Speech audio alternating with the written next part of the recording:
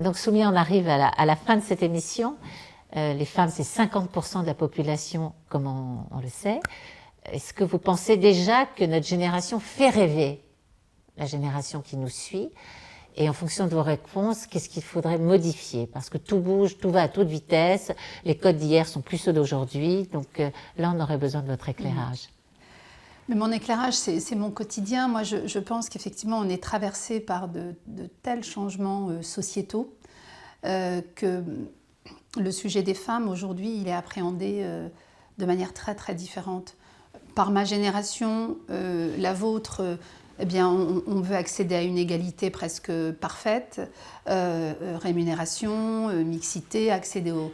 voilà, on est même dans des quotas, on y est arrivé pour les conseils d'administration.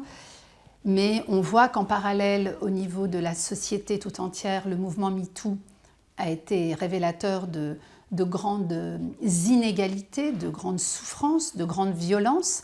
Et ça, on ne peut pas simplement chacun être encore dans son couloir de nage. C'est des choses qui déteignent un peu sur le sujet des femmes, puisque c'est les femmes qui sont victimes de ces violences sexuelles qui ont été dénoncées dans tous ces milieux.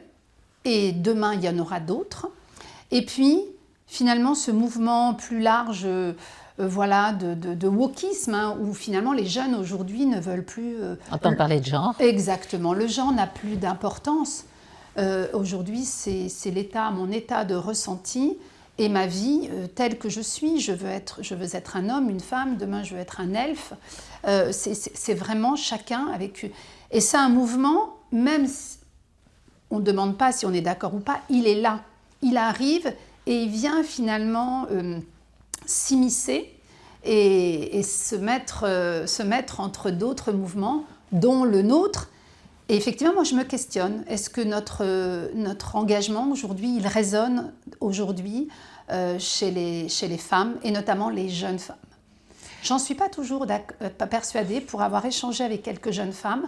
Les femmes qu'on va aider de manière très pratico-pratique à trouver un job, à mettre en place la boîte à outils pour les aider, mais aller militer, aller porter une parole, elles ne sont pas toujours très, très mobilisées pour venir, et ce sont souvent les mêmes qui reviennent.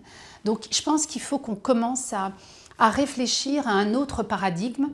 Peut-être un rassemblement des femmes et des hommes sur la génération d'après pour, en verticalité, aider cette génération un peu perdue, qui se cherche finalement. Je pense que la génération qui arrive et dans laquelle il y a autant de femmes que d'hommes, 50%, c'est une génération qu'il faut appréhender avec leur code.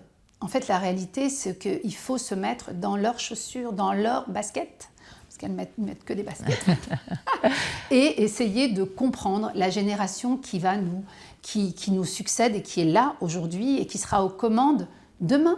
De la génération qui suit. Absolument, donc, moi je pense que c'est... Il nous reste 1 minute. Est-ce que vous auriez un conseil en particulier à donner à ces femmes, à ces hommes de cette jeune génération? De dire qu'en tous les cas, moi, ma génération, elle est disponible, elle est à l'écoute. Elle se bouge, elle fait aujourd'hui des actions pour aider. Je pense qu'on pourrait se retrouver dans un grand événement où on pourrait libérer chacun et chacune la parole. Et je dis bien chacun, parce qu'il faudrait qu'on soit presque à parité pour débattre de ces sujets, qui ne soient pas forcément un sujet des femmes, mais qui soient un sujet tout simplement de société, de vivre ensemble. Communiquer, entendre et agir ensemble. Et de vivre ensemble et de communiquer et d'avancer ensemble. Ce sera le mot de la fin. Merci. Soumia. Nous arrivons au terme de l'émission Introspection et j'aurai le grand plaisir d'accueillir un invité de marque dans quelques semaines dont je tais encore le nom car j'aime bien faire durer le suspense. À bientôt.